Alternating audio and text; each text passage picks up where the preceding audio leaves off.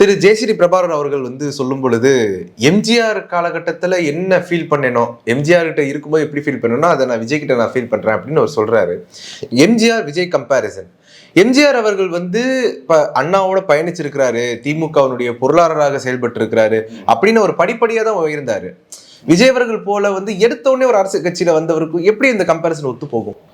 அதாவது என் தந்தை அவர்கள் புரட்சித் தலைவரோட நல்லா பயணம் பண்ணியிருக்கிறாரு. அவருக்கு அவரோட இன் அண்ட் அவுட் எல்லாமே அவருக்கு தெரியும். அவர் என்ன கொள்கைகள் அப்போ புரட்சித் தலைவரால் ஈர்க்கப்பட்டு அவர் சேர்ந்தார் இருப்பது அவரோட பேட்டியில் அவர் தெளிவாக சொல்லியிருக்கிறார்.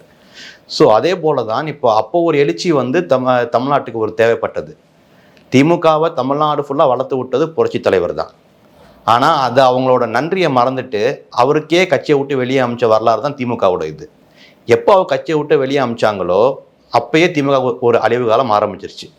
ஸோ அப்போ ஒரு புரட்சி ஏற்பட்டு புரட்சி தலைவரை எப்படி மக்கள் எல்லாரும் அவரை சந்தித்து அவருக்கு வாக்களித்து எங்களை காப்பாற்ற ஒரு தலைவர் வந்திருக்கிறார் என்று முடிவு பண்ணார்களோ அதே போல தான் இப்போ தளபதி அவர்களை மக்கள் அதே இடத்தில் வைத்து பார்க்கிறார்கள்.